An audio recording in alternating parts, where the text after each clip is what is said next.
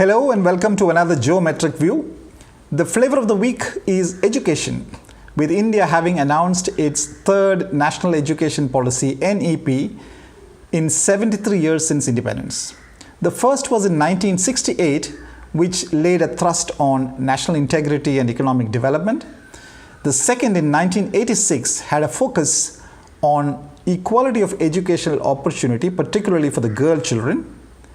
And the latest in 2020 lays emphasis on holistic and experiential learning with a 4-year undergraduate program. Now, why is India's education policy important? For the fact that it has the largest number of students anywhere in the world, equal to or perhaps more than the number of students in China. The numbers are truly mind-boggling. India has 993 universities, 41,901 colleges, and 10,726 standalone institutes for a total of 53,620 higher educational institutions. And the school numbers are even more eye-popping. India has 1.5 million schools, 9.4 million teachers, and a whopping 248 million children in schools. Now, if we add the higher education numbers and the school student numbers, which is 37 million and 248 million, we get 285 million students in schools and colleges across the country. And that number happens to be bigger than the total populations of France, Italy, the UK, and Germany combined. Now, if children and youth are the future of a nation, these are truly mouth-watering numbers for any nation. But look a little closer and we realize that India is not really well poised to tap this potentially massive demographic dividend. The NEP is only a vision statement, a wish list of sorts about how we should go forward in education. So let's look at what is stopping India from living up to its full potential. Number one, rules and obedience over quality or merit. Sure, rules ought to be there and students must learn to respect authority, but the students must grow beyond the yes sirs and the yes ma'ams. In 1967, Professor Sebastian Nariveli, at the age of 18 years, became the youngest Indian college lecturer. And he taught at the St. Thomas College, Pala in Kerala's Kottayam district for 37 years. All through which he saw India's higher education taking a more or less middling path. Not too good, not too bad. And recently he spotted an advertisement of a university which had as many as 20 mistakes in it, including promising students who studied there a good career instead of a good career. So much focus on rules and more rules means somebody like a Tathagat Avatar Tulsi, who could finish all his school subjects at the age of 9, had to fight a legal battle in a court in Patna, Bihar, to go on to do his graduation and finish MSc at the age of 12. And more recently, in 2016, we heard the story of Malvika Raj Joshi, who had won 3 medals in the Programming Olympiad, being denied admission to India's IITs just because she did not have a Class 12 certificate. And the Massachusetts Institute of Technology gladly accepted her. For the MIT, the Olympiad programming medals weighed far more than any marks in an entrance examination. But for us, it's considerations like age and the marks and how much you scored in an entrance examination that weighs much more than an Olympiad medal. Number two, not labs and libraries, but marks and jobs. Social scientist, historian, and former vice chancellor of the Kannur University, P.K. Michael Taragan says, there are generally 2 reasons why people go to university. One, to graduate and get a job, which is generic.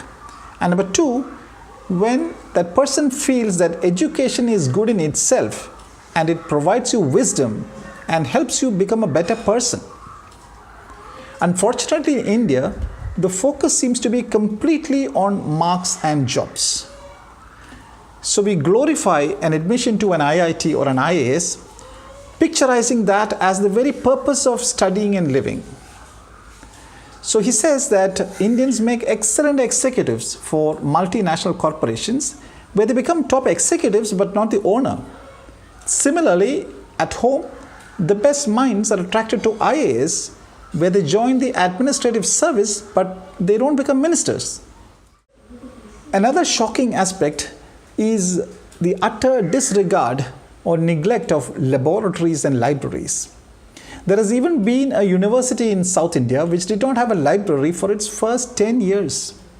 What a contrast to somebody like a D.D. Kosambi, famous Indian mathematician and historian who studied in Harvard, who once said if he had another life, he would like to visit the Harvard Library again. Number 3, lost childhoods. 40 years ago, during the peak of India's License Raj era, parents would book scooters so that when they did arrive about 10 or 20 years later, their children could use them. Today's Indian parents book medical seats when their children are born. If not in India, in Ukraine, Russia, China, or the Philippines.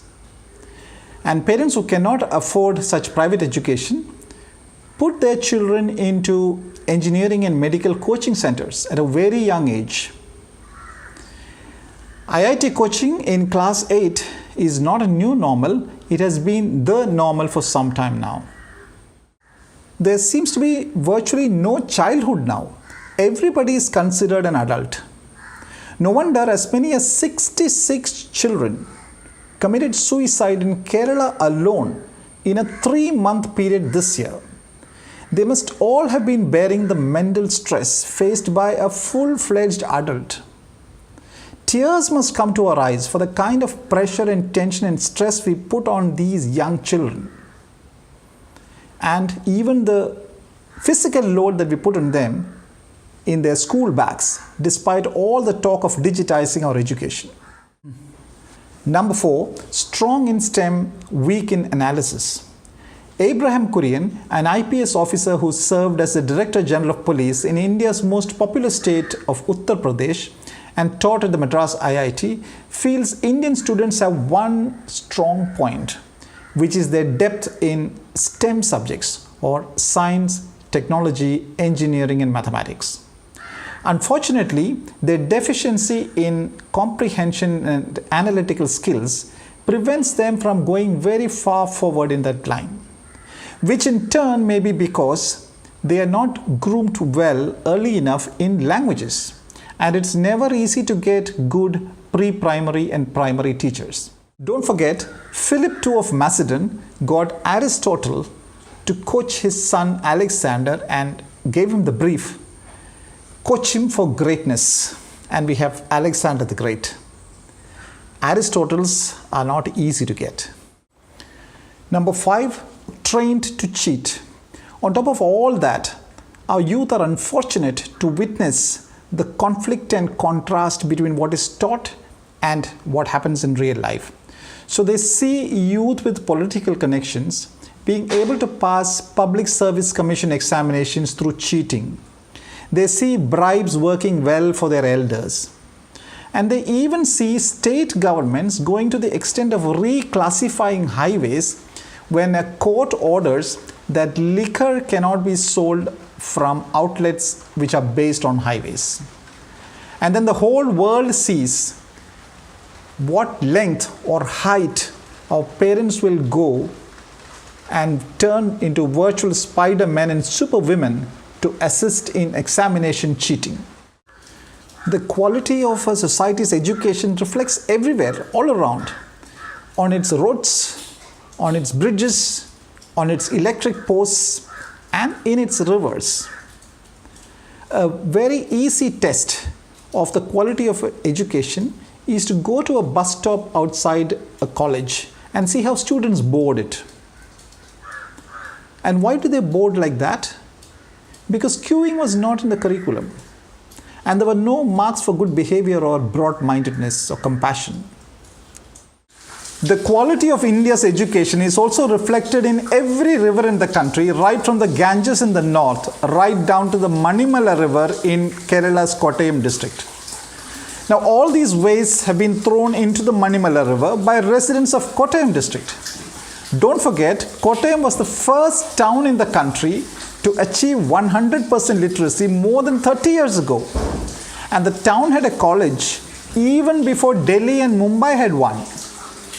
In November 2019, India's Parliament was informed that there are 305 ongoing projects to clean one river, the Ganges, at a cost of 286 billion rupees.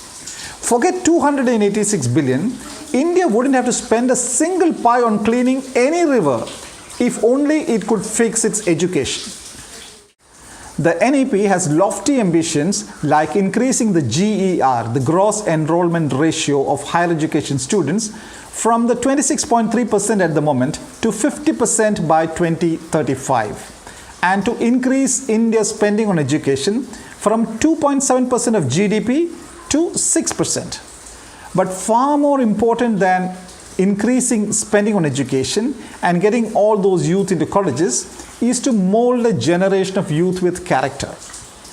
Every child and student is a treasured gift to the nation, and India has 285 million of them. Squandering that enormous wealth is a first-degree crime, NEP or no NEP. Thank you.